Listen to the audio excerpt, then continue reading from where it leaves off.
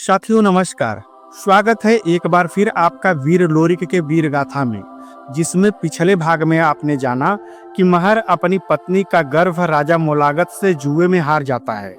तब राजा मोलागत ने कहा कि अगर तुम्हारे यहाँ पुत्री पैदा होती है तो उसे लेकर मैं किले के रनिवास में भोग करूंगा, और अगर पुत्र होता है तो वह मेरे घोड़ों की देख रेख करेगा।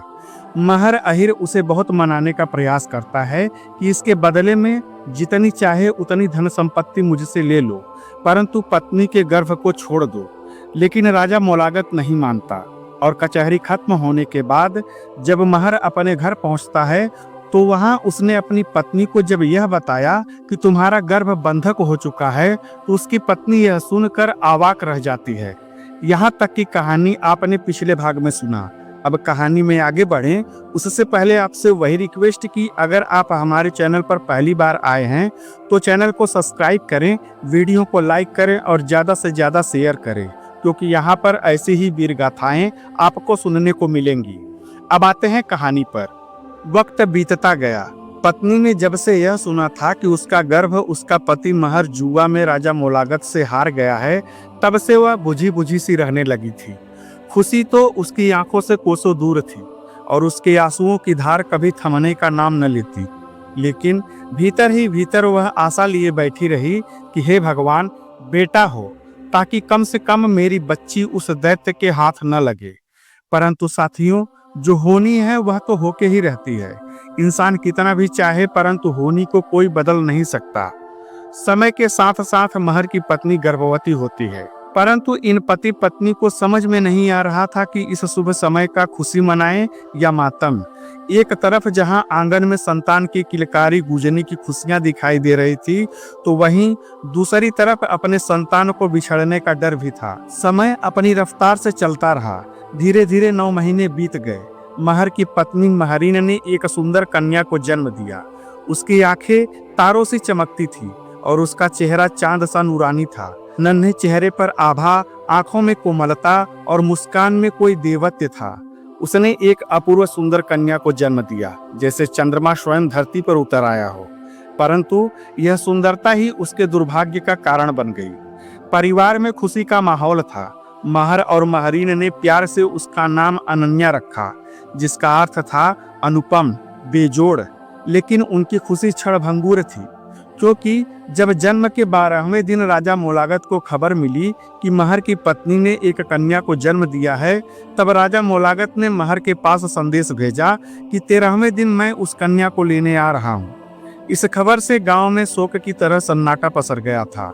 कोई संगीत नहीं, कोई उल्लास नहीं था, तो सिर्फ भय। 13वें दिन सूरज डूबते ही राजा मोलागत अपने सैनिकों के साथ महर के घर पहुंच गया। राजा को देखते ही महर और महरीन के होश उड़ गए। महरीन ने अनन्या को अपनी छाती से चिपकाए रखा और महर राजा के सामने गिड़गिड़ाते हुए बोले, महाराज दया करें, यह बच्ची अभी बहुत छोटी है। बिना माँ की यह बच्ची कैसे जीवित रह पाएगी? इसे अपनी माँ की जरूरत है, इसे हमसे न छीनिए। महरीन की भी आंखों से आंसुओं की धार बह रही थी। उसने राजा के पैर पकड़ लिए और बोली, महाराज, मैं आपकी गुलाम बनने को तैयार हूँ, पर मेरी बेटी को छोड़ दे। परंतु राजा मोलागत का दिल पत्थर सा था। उसने सैनिकों को हुक्म दिया, बच्ची को लेकर आओ। सैनिकों ने महरीन की बाहों से अनन्या को जबरदस्ती छीन लिया। महरीन चीखती रही, मेरी बेटी, मेरी अनन्या, इसे मुझसे दूर मत करो। मैं मेरी बच्ची के बगैर कैसे जीवित रह सकती हूँ? उसकी चीखें आसमान को चीर रही थी। उसका करुण विलाप सुनकर अघोरी की प्रजा के आंखों में आंसू आ गए, पर राजा ने एक बार भी पलटकर नहीं देखा। महर और महरीन एक दूसरे को गले लगाकर रोते रहे। महरीन बार बार यही कह रही थी कि मेरी बेटी कितनी अभागन थी, जो पैदा होते ही हमसे छीन गई। इधर राजा मोलागत अनन्या को अपने किले में ले गया। वहां उसने एक दासी को बुलाया और कहा, इस बच्ची का पालन पोषण करो, इसे हर सुख सुविधा दो, और जब यह 12 साल की हो जाए तो इसे मेरे रनिवास में लाना, वहां यह मेरी सेवा करेगी। दासी ने सहमति से सिर झुकाया, पर उसका दिल भी उस मासूम बच्ची के लिए पसीज रहा था, परंतु वह भी राजा के सामने कुछ बोल ना सकी। इधर महर और महरीन का जीवन अंधेरे में डूब गया। हर रात वे अनन्या को याद करके रोते। महरीन की आंखों में अब वह चमक नहीं थी और महर का चेहरा हमेशा के लिए अपराध बोध से भारी हो गया था। वे दोनों दिन रात बस एक ही दुआ मांगते थे कि किसी तरह उनकी बेटी उन्हें वापस मिल जाए। इसी तरह समय बीतने लगा। 12 साल बीत गए। इस दरमियान महर की पत्नी महरीन ने 6 पुत्रियों को जन्म दिया और राजा मोलागत हर बार महरीन के हाथों से उसकी बच्ची को छीनकर अगोरी के किले में लेकर चला जाता। पीछे रह जाती तो सिर्फ इन दोनों पति पत्नी की चीखें। अगोरी की प्रजा भी मोलागत के अत्याचार से दुखी थी और शायद भगवान भी अगोरी के राजा से दुखी थे, क्योंकि पिछले 2 वर्षों से अगोरी में बारिश नहीं हुआ था। अगोरी में सूखा पड़ा था, यहाँ तक कि नदी का पानी भी सूख चुका था और पूरा अगोरी भयंकर अकाल की चपेट में आ चुका था। इधर महरीन एक बार फिर से गर्भवती थी, परंतु महर और महरीन के चेहरे पर कोई खुशी नजर नहीं आ रही थी, जिसका कारण था बच्ची को छीन जाने का डर। परंतु इस बार जब से महरीन का गर्भ रुका था, तब से महरीन को संकेत मिल रहे थे, लेकिन डर और दुख के कारण वह कुछ समझ नहीं पा रही थी। दिन बीतते गए और वह समय आ गया जब महरीन को प्रसव पीड़ा होने लगी। उस समय भादों का महीना चढ़ गया था। आधी रात निकल गई थी। यह वही समय था जिस समय गौरा में वीर लोरिक का जन्म हो रहा था। उस समय पहर भर तक बिजली कड़कने की आवाज हो रही थी। माता खोइलन को गर्भ था। गौरागढ़ के बोहा के गौशाले में लकड़ी का ढेर लगाकर उस पर उपले गाज कर आग जला दिए गए थे। आकाश में बिजली कड़क रही थी। इधर आंचल फैलाकर माता खोइलन ने ब्रह्मा का ध्यान किया। लोरिक उसी समय धरती पर गिरे और कुछ ही समय बाद में सुबच्चन का जन्म बिरवी के गर्भ से पिपरी में हुआ। अब अगोरी में महर अहिर का हाल सुनिए। उसकी पत्नी महरीन को अगोरी में 7वां गर्भ था। 8वें माह के बाद 9वां माह चढ़ गया था। इधर बरसात का मौसम और भादों का महीना शुरू हो गया था। जिस समय वीर लोरिक का जन्म हो रहा था, उसी समय मंजरी का भी अगोरी में जन्म हो रहा था। प्रकृति भी कुछ बड़ा होने की संकेत दे रही थी। पश्चिम से तेज पछुआ झकझोर रही थी तो उत्तर और दक्षिण में मूसलाधार पानी बरसने लगा था। पूरब से पूर्वा चल रही थी।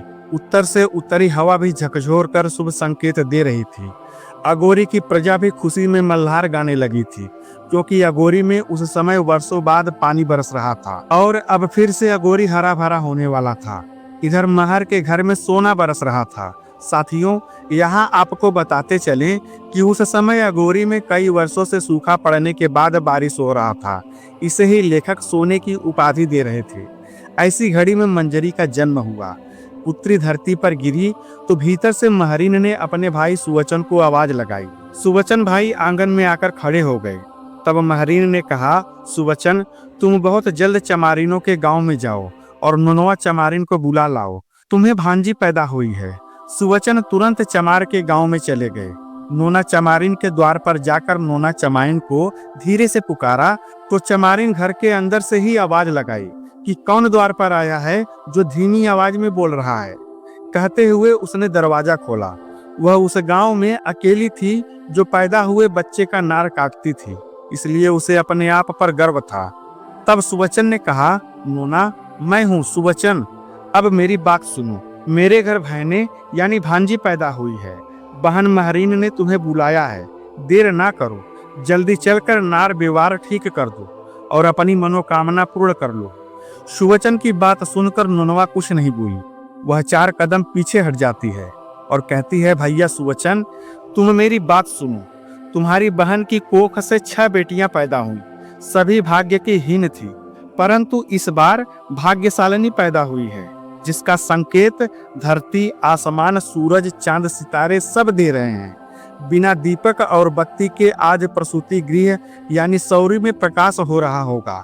सारे अगोरी में पानी बरस रहा है और महर के आंगन में पानी के रूप में सोना बरस रहा है, क्योंकि अब अगोरी सूखा नहीं रहेगा। और हाँ, यह अंतिम पुत्री है महरीन की। इसका नक्षत्र जल रहा है, इसलिए आज बिना डोली पर चढ़े मैं नाल काटने नहीं जाऊंगा। सुवचन ने यह बात सुनी और महर के घर वापस आ गए। आंगन में आकर महरीन से कहा, बहिन, नोना चमारिन बड़ा जिद कर रही है। उसने पहले मुझे गर्वयुक्त बातें कही और फिर कहा कि बिना नेग और डोली के मैं नाल काटने नहीं जाऊंगी। तब भीतर से महरीन ने कहा, ठीक है, नेग दे दो, इसमें कौन सी बड़ी बात है, और जल्दी नया बांस कटवाओ, डोली बनवा कर उस पर पर्दा डलवा दो ताकि चमारिन नाल काटने आ जाए। फिर क्या था, तुरंत बांस काटे गए और डोली तैयार किया गया। कहार बुलवाए गए, डोली पर पर्दा डाल लिया गया और चल पड़े चमारों के गांव की ओर। वहां डोली नुनवा चमारिन के द्वार पर रुकी तो बांस की डोली देखकर नुनवा चमारिन ने सुवचन से कहा कि बहुत जल्द इस डोली, खटोली और मंजूसा को मेरे दरवाजे से हटाओ, मैं नार बेवार काटने नहीं जाऊंगी। ऐ सुवचन, शायद तुमने मेरी बात ध्यान से नहीं सुनी। मैंने इस डोली के लिए नहीं कहा था। मैंने कहा था कि जो महरीन की पीतल की पालकी है और जिसमें बैठने का आसन बना हुआ है, उस पर पंचरंगा पर्दा डालकर ले आओ, तब चलकर मैं नार बेवार काटूंगी। नोना चमारिन की बात सुनकर सुबच्चन वापस आ गए और आंगन में खड़े हो गए। तब महरीन ने पूछा कि अब क्या हुआ। तब सुवचन ने कहा, बहिन, चमारिन बहुत जिद्दी है। वह तुम्हारी पीतल की वह डोली चाहती है जिसमें बैठने के 2 आसन बनाए गए हैं और जिसमें 32 कहार लगते हैं। उस पर पंचरंगा पर्दा डाल दिया गया और 32 कहार लग गए। पालकी चमार के घर की ओर चल पड़ी। तब तक नोना चमारिन ने भी पूरी तैयारी कर ली थी। जब पालकी पहुंची तब नोना एक पल की देरी किए बगैर उसमें जाकर बैठ गई और कहार डोली उठाकर मार के घर के लिए चल पड़े। तब तक भोर हो चुका था। उस दिन की सुबह बहुत सुहानी थी। सूर्य का प्रकाश धरती पर सोने सा प्रतीत हो रहा था। इधर प्रातःकाल राजा मोलागत उठकर अपनी चांदनी पर गया। वह हाथ मुंह धो रहा था, तब तक जाती हुई पालकी की चमक उसे दिखाई पड़ी। राजा मोलागत ने तुरंत मुंशी और दीवान को बुलवाया और कहा, जाने महर के घर क्या पैदा हुआ है। आज नोना चमारिन का बड़ा आदर हो रहा है। महर को 6 लड़कियां पैदा हुई, पर कभी इस प्रकार से पालकी नहीं गई। कदाचित इस बार लड़का पैदा हुआ होगा, इसीलिए नोना के घर महर ने पालकी भेजी होगी। राजा मोलागत ने सिपाहियों को आदेश दिया कि पूरी पहरेदारी करो। 12 दिनों में जब बरही हो जाए और जब नोनवा नेग और डोली सहित इधर से लौटे तो उसे हमारी चांदनी पर लाओ। उससे पूरा प्रमाण ले लूंगा, तब आगे का उपाय करूंगा। अब आगे क्या होगा? क्या मोलागत महर के इस 7वीं पुत्री को भी उठा ले जाएगा या मंजरी मोलागत के प्रकोप से बच जाएगी? इन सवालों के जवाब जानने के लिए हमारे साथ बने रहें और हमारे चैनल हिंदीवादी ज्ञान को सब्सक्राइब करें। वीडियो को लाइक करें और ज़्यादा से ज़्यादा शेयर करें। पीछे की कहानी जानने के लिए प्लेलिस्ट अवश्य देखें। धन्यवाद। जय हिंद।